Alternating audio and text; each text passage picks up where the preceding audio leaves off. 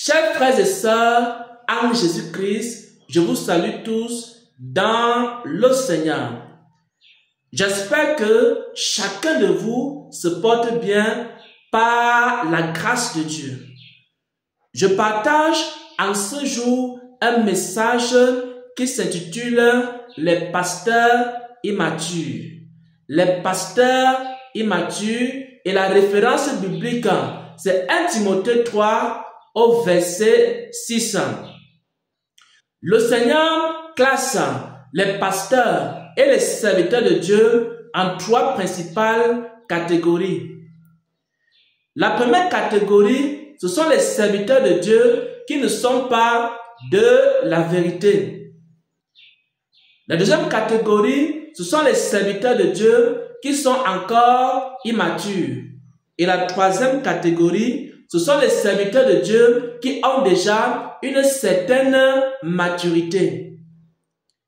Les serviteurs de Dieu de la première catégorie qui n'ont pas l'Esprit de Dieu, qui sont des faux serviteurs de Dieu, il faut les éviter. Si ton pasteur, si le serviteur ou alors le conducteur de ton église, c'est une personne qui n'a pas l'Esprit de Dieu, c'est une personne qui n'est pas conduite par l'Esprit de Dieu, alors c'est un faux pasteur, alors c'est un faux serviteur de Dieu. Maintenant, il y a une autre catégorie de serviteurs de Dieu, ils ont l'Esprit de Dieu. Mais il y a un problème dans leur vie, il y a un problème dans leur ministère, c'est qu'ils n'ont pas encore la maturité suffisante pour conduire seul une église.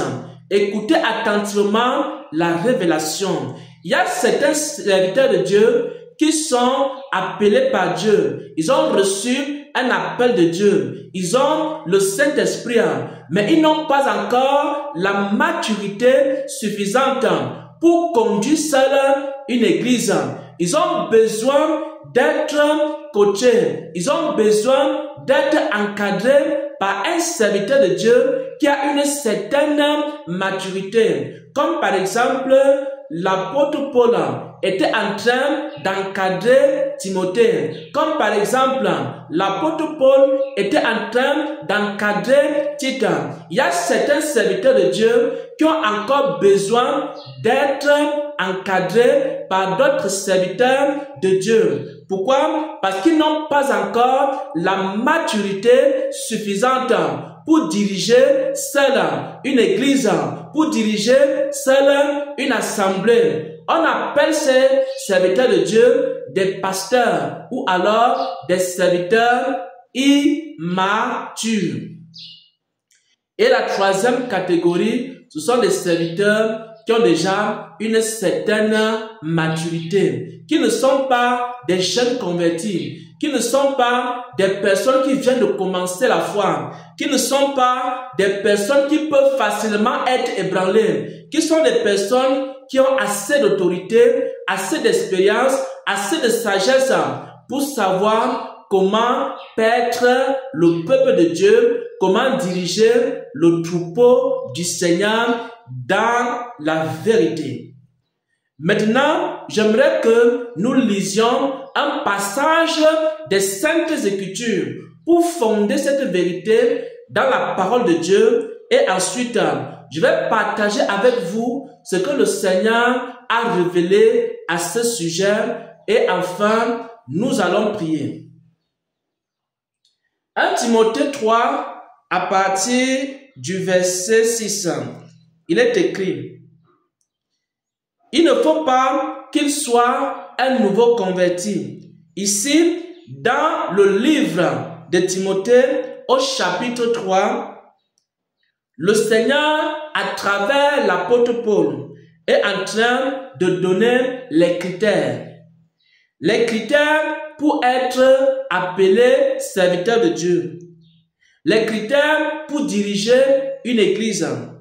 Les critères pour diriger une assemblée. Les critères pour diriger le troupeau de Dieu. Parmi ces critères, on parle ici des personnes hospitalières. On parle ici des personnes réglées dans leur conduite. On parle ici des personnes propres à l'enseignement. On parle ici des personnes qui ne sont pas adonnées au vin. On parle ici des personnes qui dirigent bien leur maison. On parle ici des personnes qui ont un bon témoignage de la part des non-croyants. Et au verset 6, on donne un critère qui est aussi fondamental. On dit que il ne faut pas qu'il soit un nouveau converti. Il ne faut pas qu'il soit un nouveau converti. C'est-à-dire, il y a des personnes qui viennent de donner leur vie à Jésus-Christ. Et après, on les établit pasteurs. Ils n'ont même pas un mois dans la foi. Ils n'ont même pas 3 mois dans la foi. Ils n'ont même pas 6 mois dans la foi. Et maintenant, ils sont établis pasteurs. Et ils doivent diriger des églises.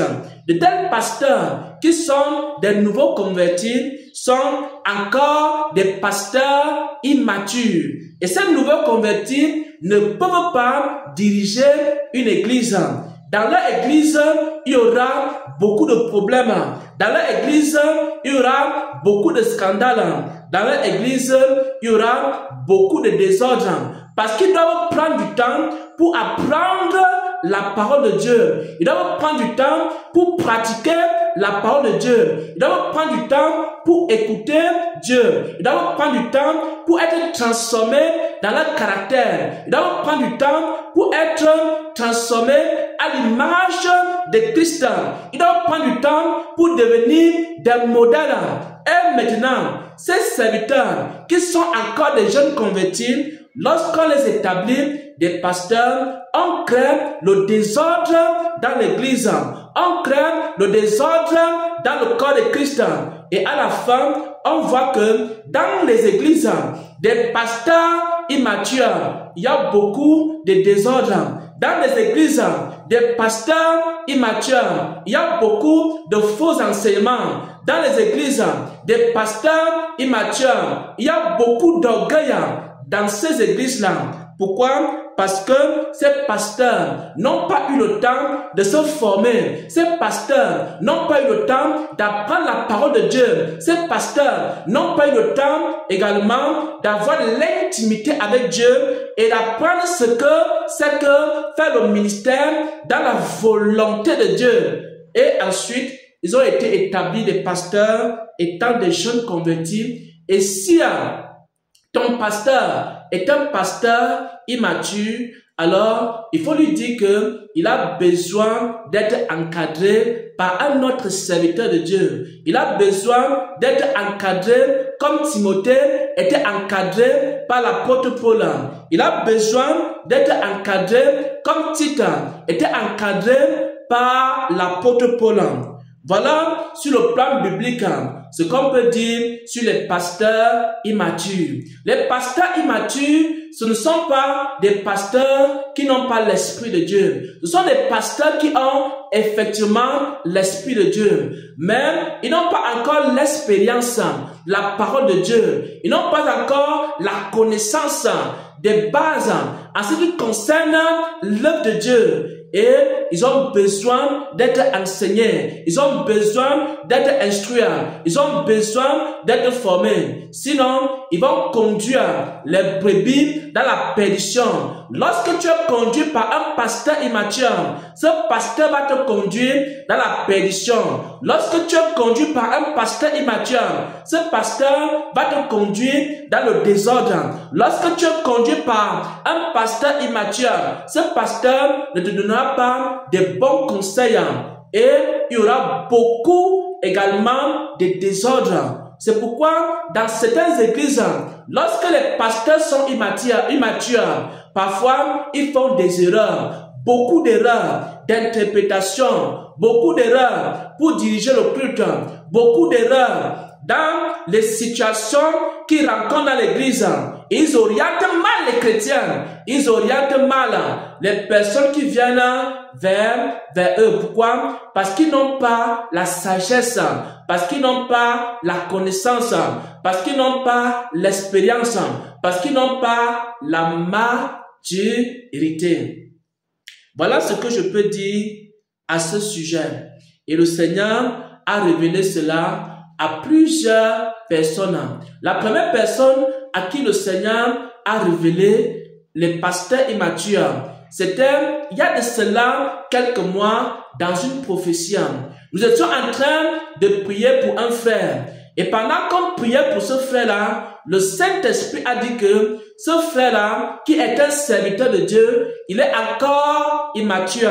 C'est un frère qui faisait beaucoup de désordre dans l'église. C'est un frère qui apportait beaucoup de fausses doctrines dans l'église. C'est un frère qui apportait beaucoup de scandales dans l'église. C'est un frère, par ses paroles, il apportait la division. Et pendant qu'on était en train de prier pour le frère, le Saint-Esprit s'est servi d'une sœur et a commencé à parler par prophétie, a commencé à dire que le frère en question était un serviteur immature, un serviteur immature, un serviteur immature. Pourquoi? Parce que les serviteurs immatures sont des serviteurs. Par leur bouche, ils vont apporter la division. Par leurs actes, ils vont apporter la division. Et également, ils ne peuvent pas aider les brebis. Ils vont, par leurs paroles, semer plutôt la confusion. Il y a certains pasteurs, lorsqu'ils parlent, ça sème la confusion. Pourquoi? Parce qu'ils sont encore immatures. Et leurs paroles sont remplies d'immaturité. Et leurs paroles sont remplies d'orgueil. Et leurs paroles sont remplies de vanité. Parce qu'ils ne savent pas encore comment parler aux brebis. Parce qu'ils ne savent pas encore comment conduire les brebis.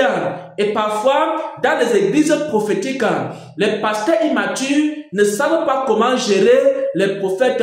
Ils ont trop de problèmes avec les prophètes parce qu'ils ne savent pas comment interpréter les songes. Ils ne savent pas comment interpréter les prophéties. Ils ne savent pas comment interpréter les visions. Ils ne savent pas comment faire face aux révélations qui sont données dans les églises. Et après, c'est le désordre. Vous entendez dans les églises que la prophétie a divisé l'église. La prophétie ne peut pas diviser une église. Là où il y a un pasteur qui a la maturité. Lorsque les pasteurs sont immatures, c'est là où les prophéties vont diviser l'église.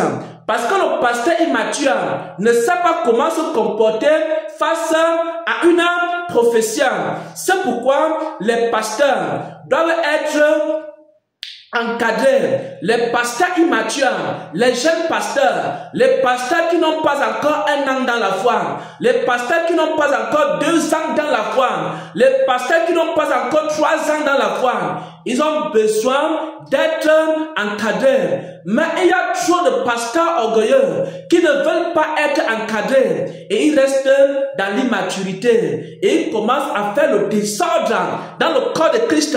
Ils commencent à disperser les brebis, ils commencent à blesser les brebis, ils commencent à outrager les brebis, ils commencent à semer du désordre dans la maison de Dieu. Ils ont reçu l'appel, ils ont le Saint-Esprit, mais il a manqué quelque chose. Il a manqué la maturité. Il a manqué la maturité. Il a manqué la maturité. Il a manqué la maturité. Mais ils ne sont même pas humbles pour apprendre auprès d'un autre serviteur de Dieu. Ils ne sont même pas humbles pour apprendre auprès du Saint-Esprit, de laisser le Seigneur les façonner, de laisser le Seigneur façonner leur caractère, de laisser le Seigneur façonner leur enseignement, construire leur enseignement. Il faut que leur enseignement aussi arrive à maturité. Il y a des personnes qui enseignent, mais même leur enseignement n'est pas encore à maturité. Il y a des gens qui prient, mais leurs prières ne sont pas encore à maturité.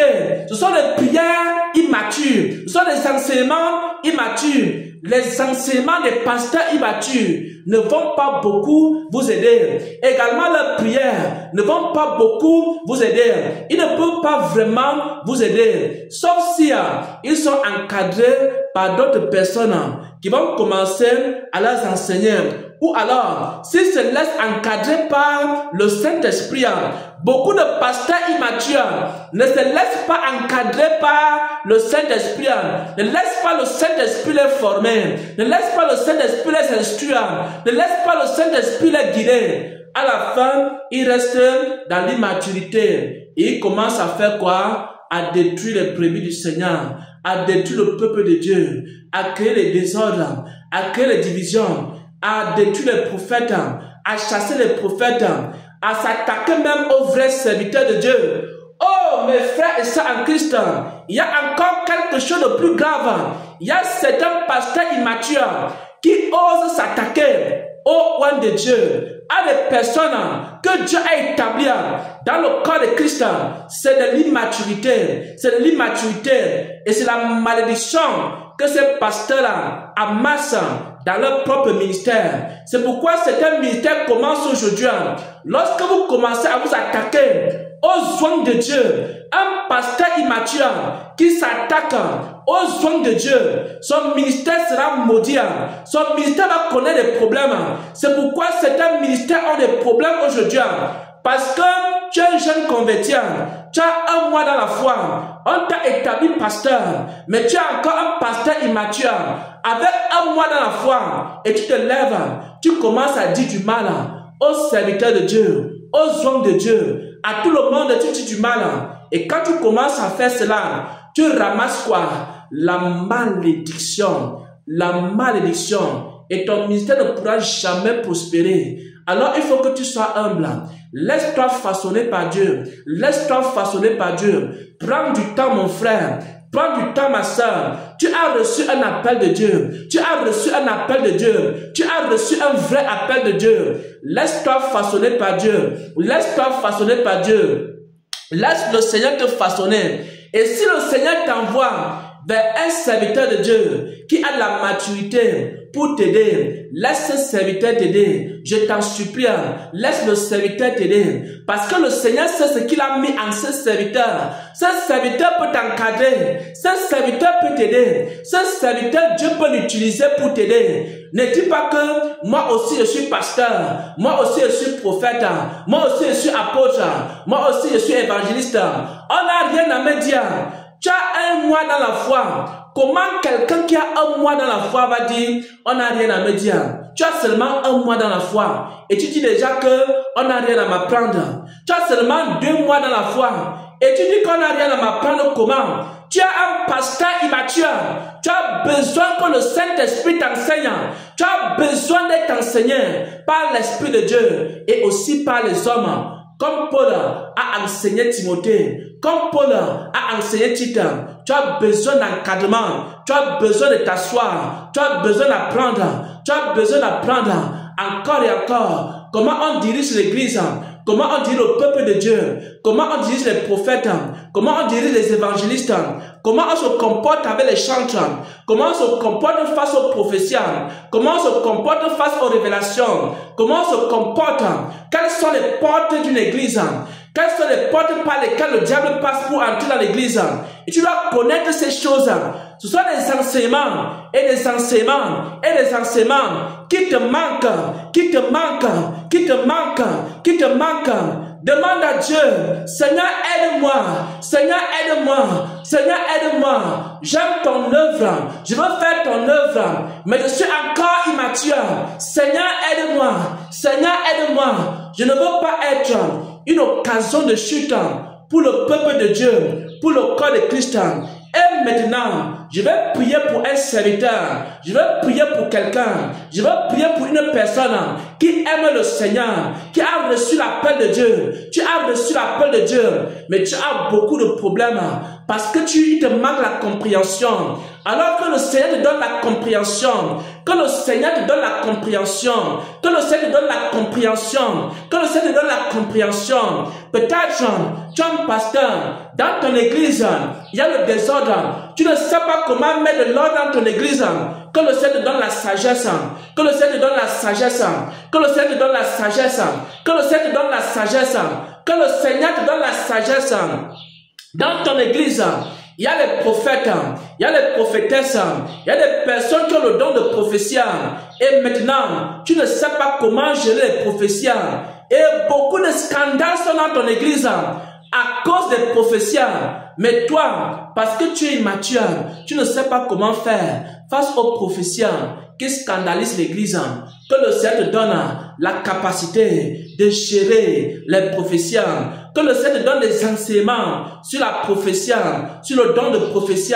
Que le Seigneur te donne aussi le caractère pour rassembler les brebis, pour rassembler les brebis, pour rassembler les brebis. Que le Seigneur te donne un enseignement mature, un enseignement mature, un enseignement mature. Que ton enseignement arrive à maturité pour édifier, pour éclairer, pour édifier, pour éclairer et pour faire croître les brebis du Seigneur.